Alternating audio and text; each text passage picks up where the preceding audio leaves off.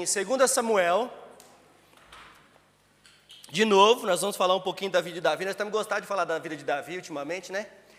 Vamos falar um pouquinho mais da vida de Davi, mas hoje talvez num aspecto um pouco mais positivo.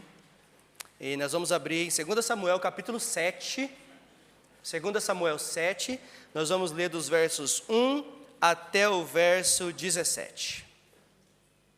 2 Samuel 7, de 1 a 17. Diz assim a palavra do Senhor.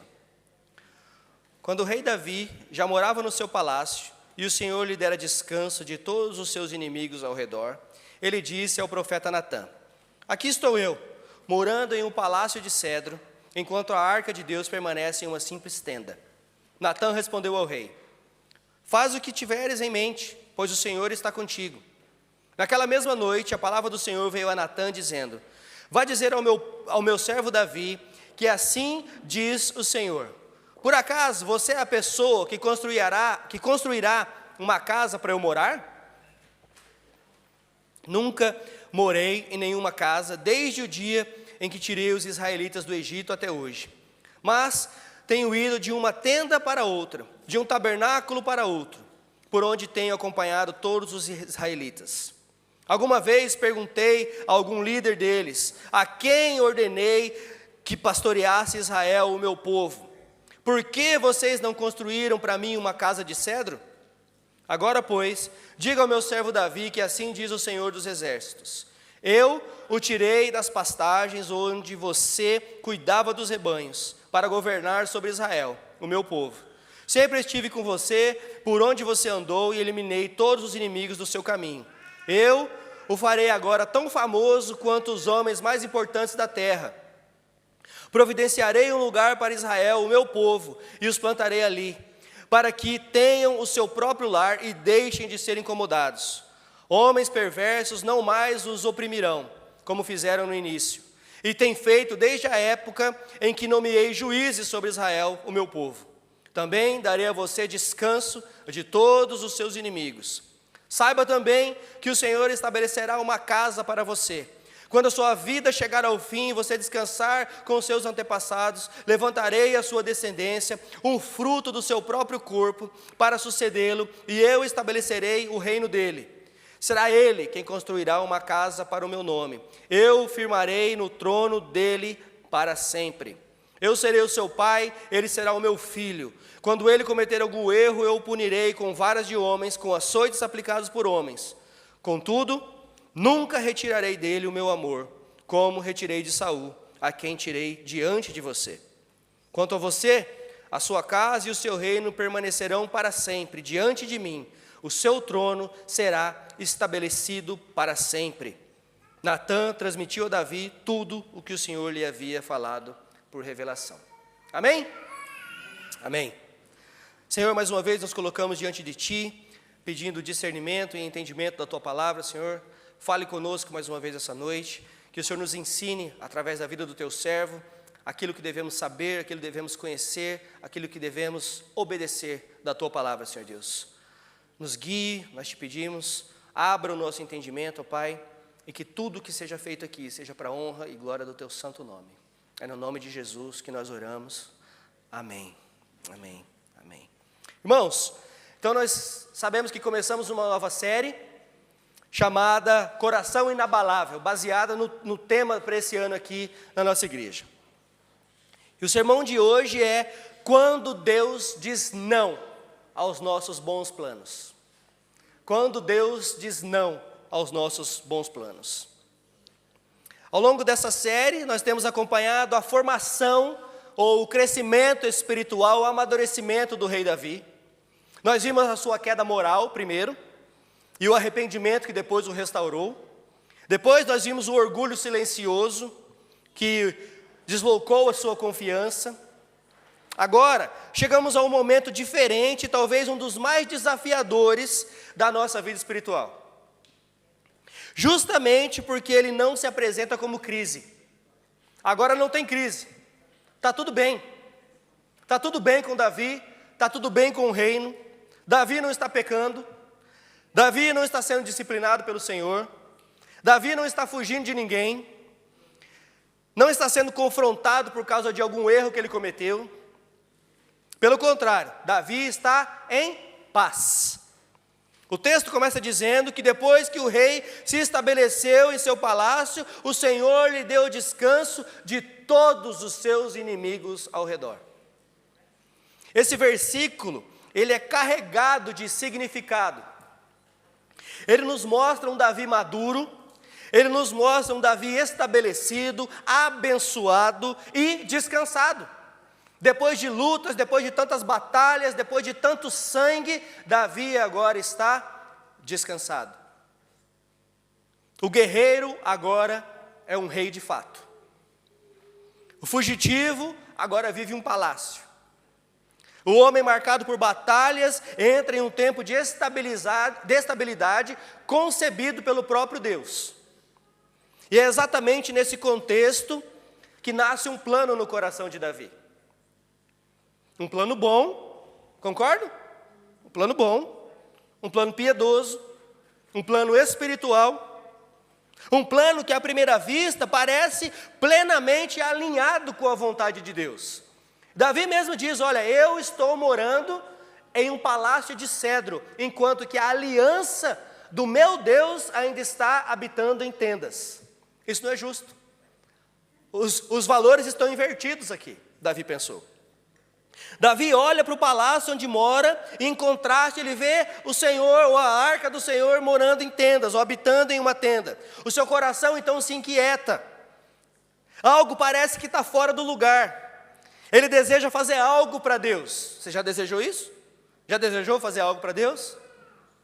Quando Deus diz sim, amém, amém? Glória a Deus. Mas e quando Deus diz não? E quando Deus fala, não, mas não é isso que eu quero? Né? Exatamente. E aí Deus vira, sabe aquele famoso ditado lá do Brasil? Vocês conhecem lá do Brasil? Pois é, Deus conhece. De boas intenções o inferno está cheio. Não é? Boas intenções o inferno está cheio. E ainda assim, Davi com plano bom, desejo piedoso, plano espiritual, parece que tudo está nos conformes, e Deus vira para Davi e diz, não. Não. Esse é um dos momentos mais desconcertantes da nossa fé, irmãos. Estamos acostumados a associar o não de Deus quando Ele quer nos disciplinar, quando estamos no caminho errado, quando estamos desobedecendo. Mas aqui, Deus diz não a um homem obediente, sincero e principalmente bem intencionado. Ele quer fazer uma coisa boa para o Senhor. E é aqui que nós aprendemos algo essencial para um coração que quer ser verdadeiramente um coração inabalável. Há nãos que nos impedem de seguir caminhos que parecem certos aos nossos olhos, mas são os caminhos escolhidos, mas não são, desculpe, os caminhos escolhidos por Deus. Muitas vezes nós estamos sinceramente enganados naquilo que queremos fazer. Há nãos que não expõem o pecado, mas revelam os nossos limites. Há nãos que não enfraquecem a fé, mas na verdade existem nãos que amadurecem a nossa fé. Como veremos, esse não, ele não diminui Davi. Ele prepara o caminho para uma promessa ainda maior, mais profunda, uma promessa que aponta muito além dele mesmo. Porque o texto nos diz que o Senhor estabeleceria sobre o reino de Davi um reino que jamais acabaria. O texto está falando do nosso Senhor Jesus Cristo. Esse reino jamais acabaria. Então nós vemos aqui o primeiro ponto, que um desejo legítimo que Davi teve. Quando um coração quer realmente fazer algo para Deus. Nós vemos aqui nos versos 1 a 3, que nós acabamos de ler. Há desejos que nascem da carne, irmãos, mas há desejos também que nascem da nossa gratidão a Deus. O que vemos aqui não é impulsividade espiritual, mas é um coração sensível que quer honrar a Deus. Davi percebe um contraste que incomoda. Ele expressa isso a Natan dizendo, aqui estou eu, morando no palácio de cedro, enquanto a arca de Deus permanece numa tenda simples. Essa frase, Ela revela mais do que arquitetura, mais do que construção. Ela revela um coração que não se sente confortável em desfrutar honra, enquanto simbolicamente Deus permanece sob algo provisório, que é o que acontecia nas tendas. Davi não quer engrandecer a si mesmo, ele deseja honrar ao Senhor. E olha isso, e muitas vezes nós também somos assim. E nós fazemos os nossos planos, e nós falamos, olha, eu quero honrar ao Senhor fazendo isso, isso e isso. Mas e quando Deus fala não para isso? Como é que nós reagimos? E quando Deus vira para nós e fala, não, não é isso que eu quero. A sua intenção pode até ser boa, mas é boa para você, não para mim. Seu desejo, ou o desejo de Davi, ele nasce da reverência e não da vaidade, da gratidão e não da culpa. Veja que agora tudo trocou, tudo mudou. Aqui nós aprendemos algo muito precioso. Nem todo desejo é, na verdade, suspeito. Alguns são frutos de um coração transformado. Concordam? Apesar de sermos maus, tem algo bom em nós. Esse algo bom vem de Deus mesmo. Nem todo desejo que nós temos deve ser suspeito. Porque muitas vezes nós genuinamente, porque nós somos tão gratos a Deus pelo que Ele tem feito a nós, que nós genuinamente queremos devolver, dar algo para Deus. Por isso Natã reage de forma imediata. Veja o que Natã falou. Faça o que estiver em seu coração, pois o Senhor está com você. Ou seja, Davi, isso aí que você está pensando, eu acho que é uma coisa boa. Olha, isso é o profeta. É o profeta falando, o homem que ouve a Deus e transmite a Davi. É o homem que nesse caso aqui é o intercessor entre o rei, o povo e Deus. E ele está dizendo, faça o que está no seu coração. O Senhor está com você. E essa resposta, ela parece sensata, ela parece espiritual, ela parece correta. Afinal, Deus estava mesmo com Davi, não estava? Estava.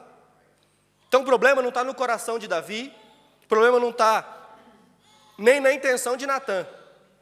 O problema é que o entusiasmo substituiu a consulta. O entusiasmo de fazer algo para Deus substituiu a consulta de perguntar, Senhor, é isso mesmo que o Senhor quer que eu faça? É isso mesmo que o Senhor quer que eu faça? E aqui nós encontramos uma outra verdade, que muitas vezes é ignorada. Boas intenções não substituem a intenção divina. Irmãos, muitas vezes as nossas boas intenções são más diante de Deus. Não é o caso aqui, mas não era essa a intenção de Deus, mesmo nas boas intenções de Davi. Ou seja, biblicamente falando, não basta que algo seja bom. É necessário que seja ordenado por Deus, que esteja em conformidade com a vontade de Deus. Amém? A Escritura nos chama a agir, ou não basta ser só sincero, não basta agir apenas com sinceridade, nós temos que agir com sinceridade e ouvindo ao Senhor e segundo a vontade dEle. Esse é um dos perigos mais sutis da maturidade espiritual. Quando nós achamos que estamos maduros o suficiente, quando achamos que já somos crentes há muito tempo, já sei o que tem que fazer, depois de caminhar por muito tempo com Deus, nós corremos o risco de confundir intimidade com autonomia. Eu tenho tanta intimidade que agora eu posso fazer o que eu quero. Os filhos são assim, não são? Filho não é assim? Filho, até uns 10, 11 anos, eles ainda acham que são dependentes de você. A partir dos 12 até os 17, tem aquela fase que não deveria existir. Né? Essa fase deveria ser... Nós temos que orar a Deus para tirar do ser humano essa fase. Né? Amém, né, pastor Kleber? Amém. Porque é justamente nessa fase que eles começam a achar que pelo fato de eles serem tão íntimos seus, que agora eles não precisam mais de você. Não precisam mais de você. Aí, passou dos 18, 19, eles começam a achar que agora eles são dono do nariz. Agora que não precisa mais mesmo. Né? Né, bonitão? Não. Aí, tá aí você sozinho, não precisa nem do seu pai e da sua mãe para vir para a igreja mais. Tá aí, ó, a prova disso. Né? Passou dessa idade, e aí, quando nós chegamos lá no nossos 50, nós estamos, deixa eu olhar aqui, pelo menos mais da metade aqui, nós estamos no mesmo barco. Para cima dos 40, está entre 40 e 50, nós estamos no mesmo barco. Nós começamos a ver que aquilo que a gente ignorou um dia, hoje faz tanta falta para a gente.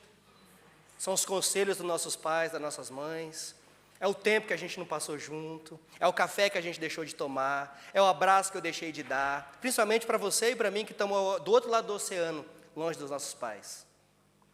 E a gente começa a olhar essas coisas. Então, depois de caminhar tanto tempo com Deus, depois de caminhar tanto tempo com os pais, nós começamos a achar que nós somos autônomos, nós não precisamos mais deles, nós não precisamos mais de Deus. Eu sou assim com Jesus, que eu nem preciso mais dele. Ó, se eu sou assim com Jesus, aí é que eu preciso falar, agora que eu preciso dele mesmo. Nós começamos a pensar, Deus conhece o meu coração, Ele sabe das minhas intenções. Olha que balela, você está tentando enganar a si mesmo. Deus conhece o meu coração, isso é para a glória de Deus. E aí você começa a se enganar e acha que está enganando Deus. E Deus deve estar olhando e falar, coitado. E sem perceber, nós damos passos para Deus, mas não com Deus. Sabe como você está tão ocupado fazendo as coisas para Deus, que você esquece do Deus que você está servindo? E às vezes é assim que nós ficamos tão ocupados, querendo fazer,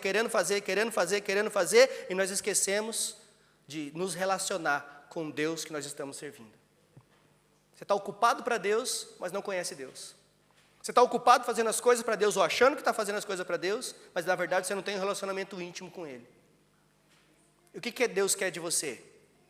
É relacionamento ou quer você ocupado demais para as coisas dEle? O que Deus quer comigo? Deus quer relacionamento. É por isso que o nosso Deus é diferente de todos os outros que existem por aí. Ou seja, não existe outro, existe só um Deus, que é o Deus criador de todas as coisas, é o Deus criador do universo, é o Deus que nos enviou Jesus Cristo para morrer pelos nossos pecados, amém? E esse Deus, Ele é relacional. Ele não está lá no mundinho dele, só olhando, julgando, subjulgando, mandando para o inferno ou para o céu. Não, Ele está tendo relacionamento pessoal com cada um dos seus. Esse é o nosso Deus.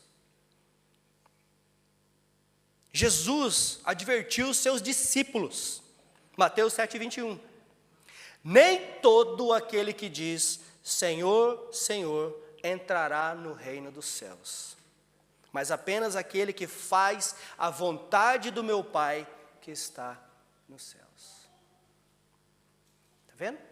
Nem todo aquele que diz Senhor, Senhor, tem gente que pensa que é crente, que acha que é crente, e vai chegar na hora e vai falar, vixe, eu não era. O Senhor vai falar, aparta-te de mim porque eu não te conheço.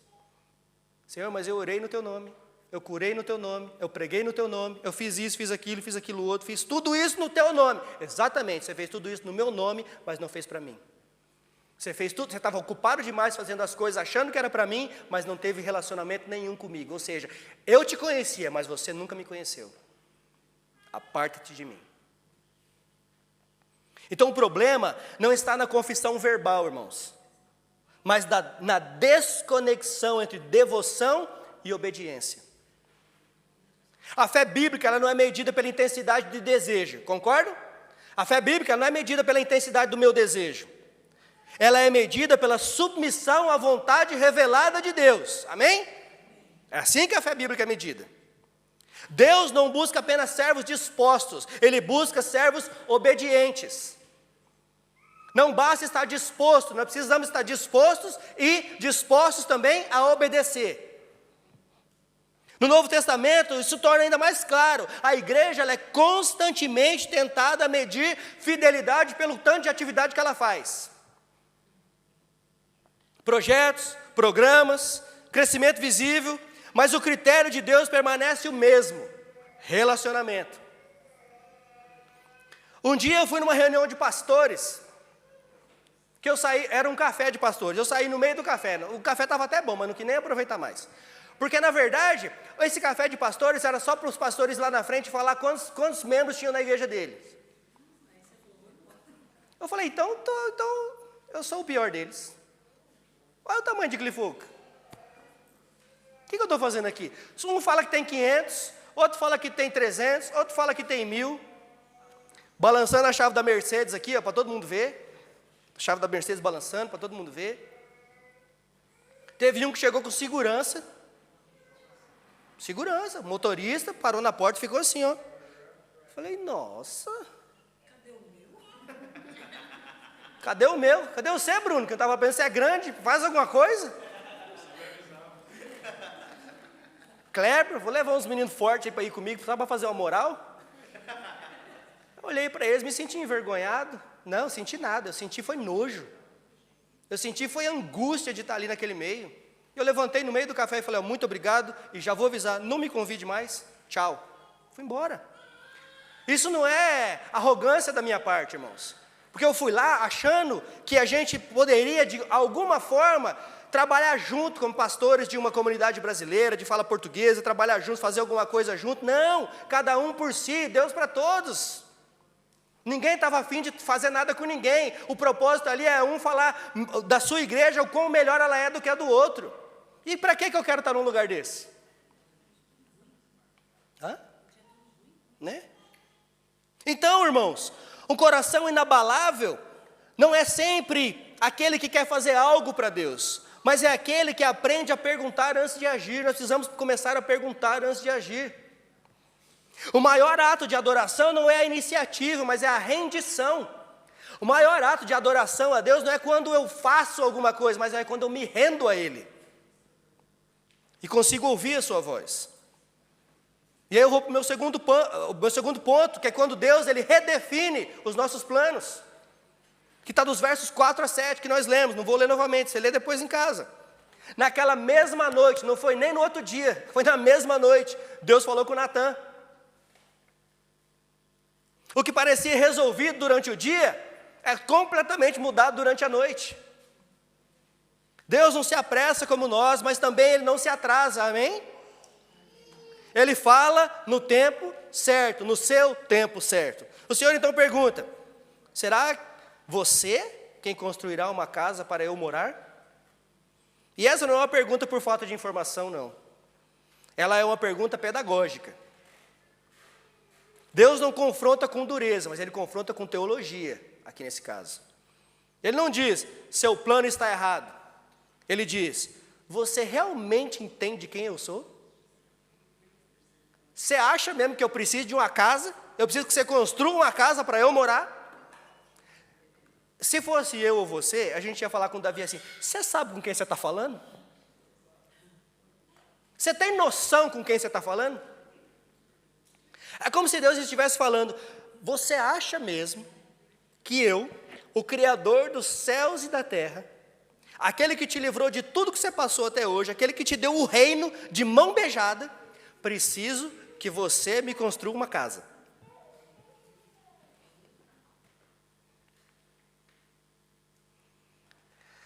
Depois, Deus relembra a sua história com o povo. Deus diz lá no verso 6, desde o dia em que eu tirei Israel do Egito até hoje, não tem morado em nenhuma casa.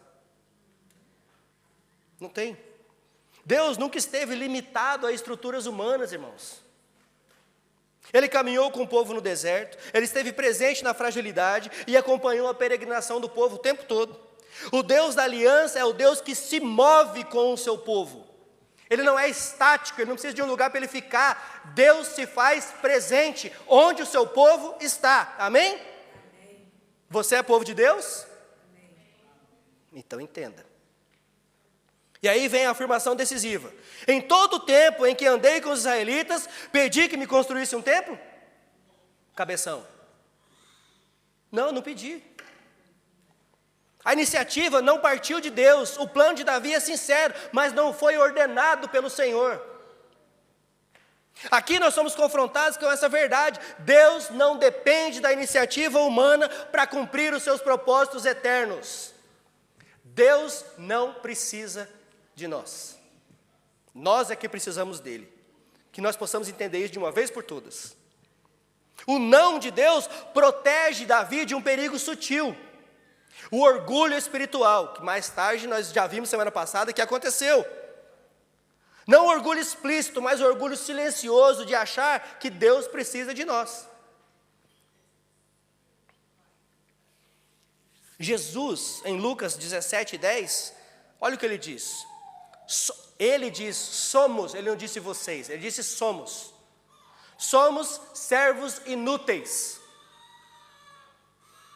Fizemos apenas o nosso dever. Olha isso. É mais ou menos o que o seu filho te fala quando você compra alguma coisa para ele. Você não fez mais que obrigação. Os ingratos. Não é? Mas no final das contas não é verdade mesmo? E ainda vira para você e fala, não pedi para vir no mundo. Já falou isso, né, Simão? Né? Até eles começarem a entender que não é bem assim. E isso é maturidade. A maturidade que vem para eles e a maturidade que vem para nós também. Fizemos apenas, quando servimos a Deus, irmãos, quando servimos com alegria, quando servimos com a nossa intenção no lugar certo, estamos apenas cumprindo o nosso dever. Isso não diminui o serviço, tá? Mas ele redefine o lugar do servo. Deus não nos chama porque precisa de nós, mas Ele nos chama porque Ele nos ama. Quando Deus diz não, Ele não humilha Davi. Ele o reposiciona. Você no seu lugar e eu no meu, Davi. Não é rejeição, é alinhamento. É reposicionamento de valores. Não é castigo, é graça. Para a igreja hoje, isso fala diretamente ao nosso ativismo religioso. Nem toda porta aberta é a direção de Deus, irmãos. E nem toda porta fechada é porque foi o diabo que fechou. Porque ou Deus tem o controle da nossa vida ou Ele não tem, amém? Então nem toda porta aberta é direção de Deus. Nem toda boa ideia vem do céu. Às vezes, Deus interrompe os nossos planos para nos lembrar que a obra é dele. Dele. O tempo é dele e a glória é dele. Então, um coração inabalável, ele aprende a descansar quando Deus interrompe. Porque sabe que o reino não depende da sua agenda e nem da minha agenda, mas da soberania do Senhor. E é exatamente a partir dessa interrupção que Deus fará algo ainda maior. Ele inverterá completamente a lógica dessa relação. Davi queria construir uma casa para Deus, mas Deus anunciará que Ele mesmo edificará uma casa para Davi. Não, você não vai me construir uma casa, eu vou edificar uma casa para você, Davi. E aqui nós vemos a graça que inverte a lógica. Quando Deus diz, eu é que vou fazer. Dos versos 8 a 11, que nós lemos também. Depois de interromper o plano, Deus não nos deixa no vazio, não. Antes de falar do futuro, Ele relembra do passado. Tudo foi iniciativa dEle. Ele diz, Deus tirou o povo do pasto. Deus estabeleceu como rei. Deus esteve com ele. Deus derrotou os seus inimigos. Versos 8 e 9. Deus está dizendo, antes de você pensar em fazer algo para mim ou por mim, eu já fiz algo por você. E esse também é um princípio fundamental na teologia bíblica. A obediência sempre vem depois da graça, nunca antes. Amém? A obediência, eu vou repetir e vou explicar. A obediência nunca vem depois da graça, é sempre antes.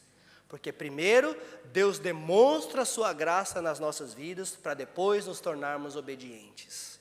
Nunca é o contrário. Porque se você acha que você é obediente sem graça, você está sinceramente enganado. A obediência sempre vem depois da graça. Deus não age em resposta ao nosso esforço. Nós é que respondemos ao que Deus já fez por nós. Então, vem a declaração central. O Senhor lhe declara que o próprio Senhor estabelecerá uma casa para você. O verso 11. Davi queria construir uma casa para Deus. Deus responde: eu é que vou construir uma para você. Aqui nós vemos o coração do Evangelho. Deus age primeiro, a iniciativa é sempre dele, nunca é só nossa. O Senhor, antes da cruz, Deus já estava ensinando que salvação, o chamado e o futuro do seu povo não se fundamentam na iniciativa humana, mas na graça divina. Se nós acharmos que salvação é obtida pelo nosso esforço, nós estamos errados.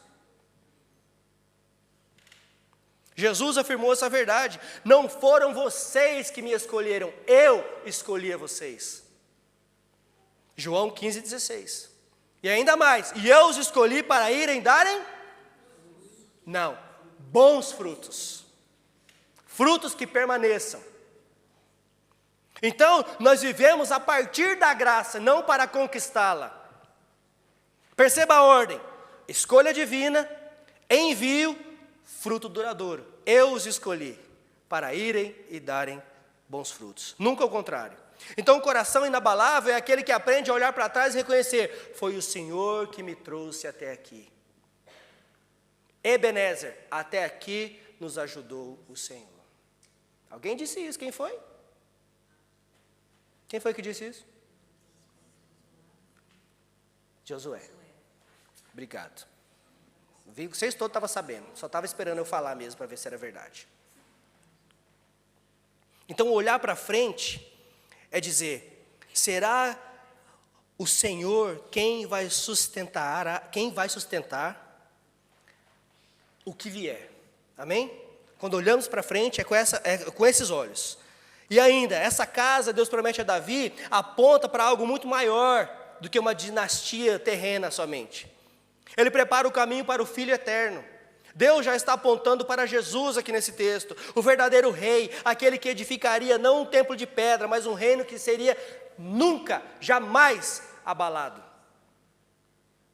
Quando Deus diz não aos nossos planos, é porque Ele está dizendo sim a algo infinitamente maior para as nossas vidas. Nós precisamos só entender. Então, aqui nós vemos a promessa messiânica no texto. Quando o não aponta para Cristo. A promessa vai além de Salomão. Deus fala de um reino eterno. Deus fala sim do rei que viria do sangue de Davi, que seria Salomão, que iria construir o templo. Mas Deus fala ainda de um reino que vai permanecer para sempre. O reino de Salomão. O reinado de Salomão permaneceu para sempre? Não, Salomão morreu e foi enterrado. Não é desse reino que ele está falando. O seu trono será estabelecido para sempre, diz o texto, verso 16. Essa é uma linguagem que vai além de qualquer rei humano. Nenhum trono terreno dura para sempre, nenhuma dinastia humana é eterna. Nenhum filho de Davi, por mais sábio ou poderoso que fosse, conseguiu cumprir plenamente essa promessa. E aí, nós vemos aqui essa conexão com o texto de lá e então para o texto de aqui e agora, nos evangelhos. Quando o anjo se pronuncia a Maria, em Lucas 1, 32 e 33, dizendo: o Senhor Deus lhe dará o trono de Davi. Você vai ter um filho, Maria, e o Senhor lhe dará, o seu filho, não você, o trono de Davi. O seu reino jamais terá fim. Olha aqui a promessa se cumprindo. A promessa de lá então se cumprindo no Senhor Jesus. Então o não dado a Davi abriu o caminho para o sim definitivo em Cristo Jesus. Jesus é o verdadeiro filho de Davi, do qual diz o texto. Ele é o verdadeiro templo. Ele é o reino eterno. Dele toda honra, toda glória para todos sempre. Amém. Destruam esse templo e eu o levantarei em 3 dias, ele disse. E as pessoas estavam achando que ele estava falando de templo de pedra.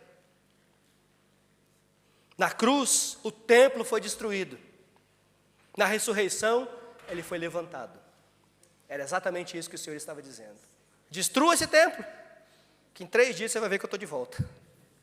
Mata, não tem problema, crucifica, em 3 dias eu estarei de volta. Ressurreto, num corpo celestial, glorificado para todo sempre.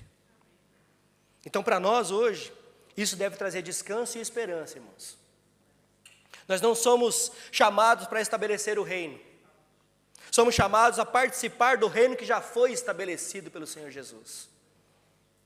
Não vivemos tentando garantir o futuro. Nós vivemos firmados na certeza que o Rei eterno já reina.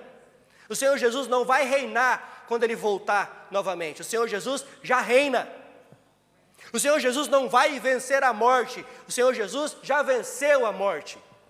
O Senhor Jesus não vai derrotar o diabo já foi derrotado na cruz, porque Ele venceu a morte na cruz. Então paremos de achar que o Senhor Jesus ganha do diabo aos 47 do segundo tempo da prorrogação. Não, a prorrogação não é 47, mas vocês entenderam o que eu quis dizer. Não. Como dizia, calma que eu vou lembrar o nome dele. Não foi Calvino, nem o Diego, e nem o Kleber. Eu vou lembrar o nome dele, já eu lembro. Mas ele dizia: Satanás é um cachorro sarnento nas coleiras de Jesus. Spurgeon? Não, antes de Spurgeon. Eu vou lembrar, já eu lembro. Satanás é um cachorro sarnento na coleira de Jesus. Então, para hoje, isso nos traz descanso. Um coração inabalável, ele descansa porque sabe que o trono já está ocupado, amém? O trono não vai ser ocupado, o trono já está ocupado. O reino já foi inaugurado. A promessa já foi cumprida em Cristo Jesus. Assim, o texto nos conduz do palácio de Davi à cruz e ao túmulo vazio. Do desejo sincero de um rei terreno à obra perfeita do rei eterno. Do não pedagógico de Deus à maior demonstração de graça que o mundo já viu.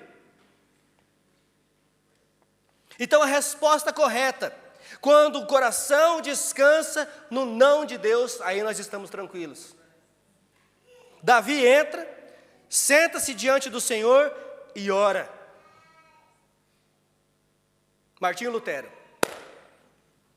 Foi Lutero que disse isso. Foi? Pesquisou já? E por que você não me falou?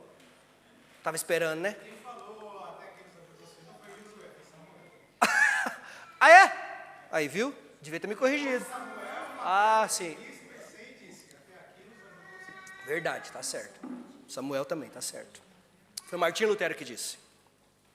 Então Davi, ele senta-se diante do Senhor e ora. Ele não discute, não negocia, ele não insiste, ele descansa. Ele descansa. Quem sou eu? Ó soberano Senhor, ele pergunta. Então o coração inabalável, ele não mede a bondade de Deus pela resposta recebida.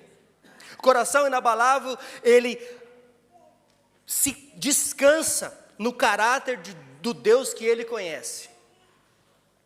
Davi não se agarra ao plano negado, mas ele confia no Deus que prometeu um novo plano, amém? Então, para hoje, para nós, essa resposta, ela tem que ser pedagógica também, assim como foi lá então. Nós vivemos em uma cultura que nos insiste a insistir, nós vivemos numa cultura que insiste a reivindicar os nossos direitos, a exigir o que nós queremos, mas a espiritualidade bíblica nos ensina a nos render. A nos render. Não como sinal de derrota, mas de fé madura. Jesus ensinou essa mesma postura ao chamar os seus discípulos. Se alguém quer vir após mim, negue-se a si mesmo, tome a sua cruz e siga-me. Mateus 16, 24. Negar a si mesmo, irmãos, não é acumular e nem anular desejos pecaminosos apenas. Muitas vezes é abrir mão até de desejos legítimos que nós temos, quando eles entram em conflito com a vontade soberana de Deus. Tomar a cruz é confiar que o caminho de Deus, ainda que difícil, ainda é sempre o caminho de vida eterna. Jesus viveu isso perfeitamente, não foi? Jesus viveu isso perfeitamente. Ele disse em Mateus 26:39, não seja como eu quero, mas como tu queres. Não seja feita a minha vontade, mas a sua vontade. O coração inabalável, então, não é o que sempre recebe sim. O coração inabalável, ele permanece rendido até quando Deus diz não. E nós precisamos aprender isso. Então, nós aprendemos que o coração inabalável não é formado apenas quando Deus responde positivamente aos nossos desejos. Mas ele também é formado quando Deus diz não. Quando Deus diz espere. Quando Deus diz não agora. Seja paciente, seja humilde, espere. Na vida de Davi nós aprendemos que maturidade espiritual não se revela na ausência de frustrações, não é verdade?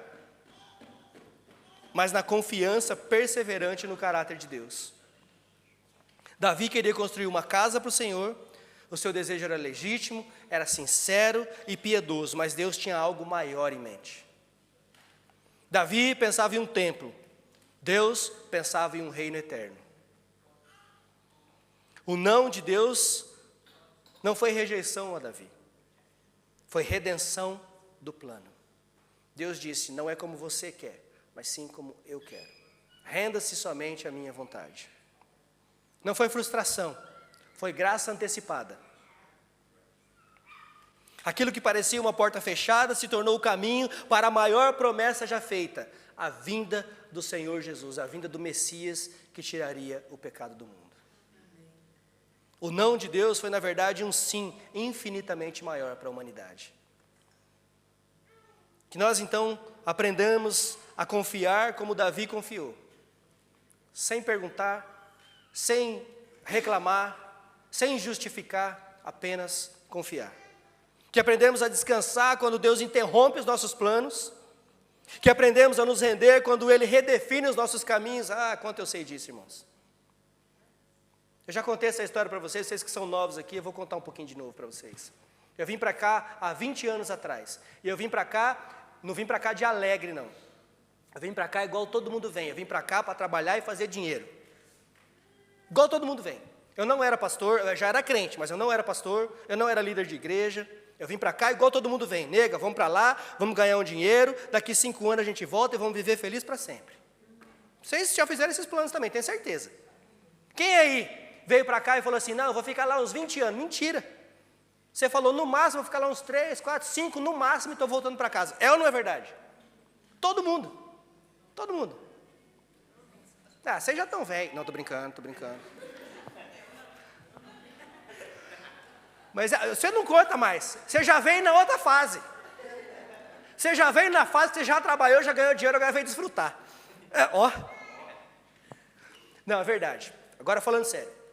Então a gente veio para cá com esses planos. E aí, com 10 anos aqui, não foi 3, não foi 2, não foi 3, nem foi 5, foram 10. As coisas não tinham acontecido como a gente tinha planejado. As coisas não aconteceram como a gente planejou. Nós não ganhamos o dinheiro que a gente achou que ia ganhar. Nós não trabalhamos com as coisas que a gente achou que ia trabalhar. E aí chegou uma hora que a gente falou, quer saber? Já deu. Vamos embora para casa. Se é para empatar aqui, vamos empatar lá em casa. Lá nós estamos perto da nossa mãe, do nosso pai, dos nossos irmãos, da nossa família. Vamos empatar lá. E aí Deus vira e fala, seu plano é até bom, mas eu tenho algo pior para você. Vou te chamar para ser pastor. E aí Deus me chamou para o pastorado. Agora você vai ver o quanto é bom sofrer pelo meu nome. Você não é crente? Então agora nós vamos ver se você é crente mesmo. E foi isso que Deus fez. Quando eu estava me preparando para ir embora, Deus me chama para o pastorado. E aqui estou, 10 anos depois. O não de Deus naquele momento, para mim, foi doído, foi frustrante, porque não eram meus planos. Aliás, se tinha um plano que eu não tinha, era de ser pastor. Se tinha um plano que nunca passou pela minha cabeça, era de ser pastor. Pelo contrário, nessa época eu já era líder da igreja, já trabalhava junto com o pastor Jonathan, que era o pastor da igreja na época, e se tinha uma coisa que eu aprendi com ele não quero ser pastor. Não quero ser pastor. Ser pastor dá trabalho demais. Você vive aí chorando pelos cantos, com a pressão alta, caindo os cabelos.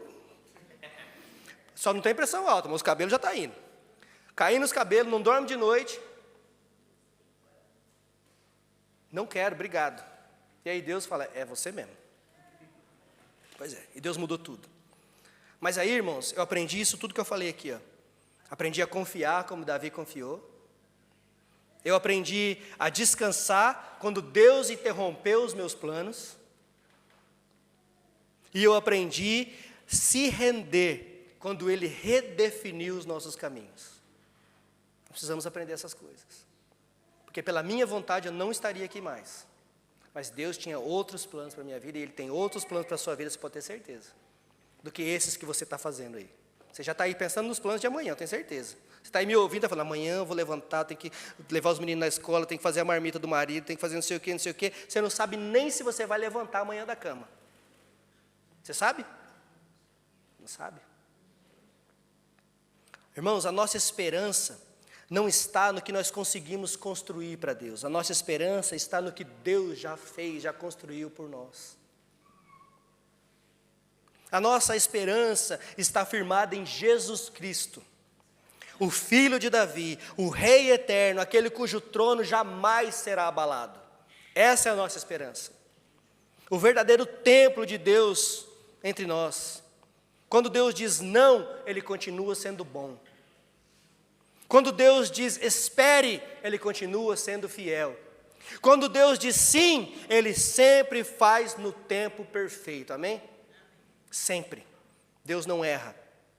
Que o Senhor forme em nós um coração verdadeiramente inabalável. Porque quando nós entendemos os seus caminhos, quando nós confiamos plenamente nele, aí sim, nós iremos desfrutar, como diz em Romanos, a boa, perfeita e agradável vontade do Senhor. Mas para isso precisa existir transformação de mente. Que vocês tenham mente transformadas. Que vocês não se amoldem ao padrão desse mundo. Para que vocês possam experimentar a boa, agradável e perfeita vontade do Senhor. Romanos 12:2. Então, irmãos, quando Deus diz não, Ele está nos ensinando. Quando Deus diz não, Ele está, moldando o nosso caráter. Nós precisamos estar atentos ao não de Deus. Nós precisamos estar atentos quando Deus quer que a gente saia e quando Deus quer que a gente fique. Precisamos estar atentos aos sinais que Deus tem nos dado. Mais uma vez eu digo, nem toda porta aberta é porta de Deus. E nem toda porta que foi fechada foi o diabo que fechou. É Deus querendo que você se mova. É Deus querendo que você saia da sua zona de conforto. É Ele falando com a gente o que a gente precisa fazer. Saia da zona de conforto. Davi, ele não queria sair da zona de conforto. Na verdade, ele queria dar um conforto para quem não precisa. Ele queria dar conforto para Deus. Ele estava na sua zona de conforto. Ele não queria sair dela. Mas ele falou, bom, eu estou aqui desfrutando do meu palácio. E o meu Deus? Tadinho, está lá na tenda. Como se Deus precisasse de alguma coisa dele. Né? Tadinho do meu Deus. Está lá na tenda, fica lá largado dentro da arca. E Deus fala, como é que é? Você está invertendo os valores aqui? Você está esquecendo quem que é o Todo-Poderoso aqui? Então, quando Deus diz não para nós, irmãos, Ele, na verdade, está moldando o nosso caráter. Que nós possamos aprender a confiar nele. Amém? Vamos orar.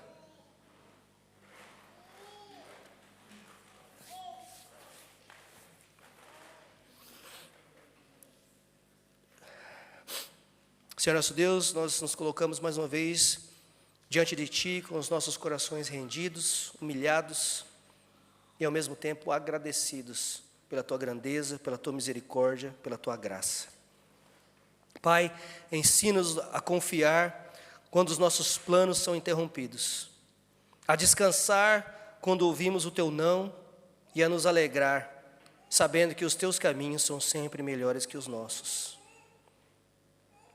Senhor, livra-nos de todo orgulho, forma em nós um coração humilde, obediente e verdadeiramente inabalável em Ti. Senhor, que vivamos não para conquistar a Tua graça, mas a partir dela, que já nos foi dada na pessoa de Cristo Jesus. Senhor, que o Senhor nos dê ânimo para continuarmos. Nos dê sabedoria para entendermos quando o Seu não é não e quando o Seu sim é sim. Nos dê paciência para entendermos quando o Senhor disser não aos nossos planos. Nos dê humildade suficiente para entendermos e para acatarmos a Sua vontade. Senhor, não nos deixe tropeçar, em nome de Jesus. Fale com o Teu povo, através da Tua palavra. Que o Teu povo esteja atento para ouvir a Tua voz. Que o Teu povo esteja atento quando tudo parecer muito bom. E que o Teu povo esteja atento para quando tudo parecer que vai tudo mal, para podermos discernir qual é a Tua vontade para as nossas vidas. Que nós possamos alinhar os nossos pensamentos com o Senhor, nunca ao contrário. Nós não podemos orar, nós não podemos pedir ou fazer os nossos planos e pedir que o Senhor nos abençoe, porque nós fizemos os nossos planos. Nós devemos aprender a orar que seja feita a Tua vontade, porque a Tua vontade é boa, perfeita e agradável. Senhor, trabalhe em nós, gere em nós crescimento, gere em nós estabilidade emocional também para poder entender isso, mas principalmente, gere em nós um coração que não se abala diante das dificuldades, mas que confia plenamente no Senhor, que se alegra plenamente no Senhor e que sabe que o Senhor faz todas as coisas cooperarem para o bem daqueles que Te amam. Que essa seja uma verdade nas nossas vidas. Em nome santo de Jesus é que nós oramos. Amém.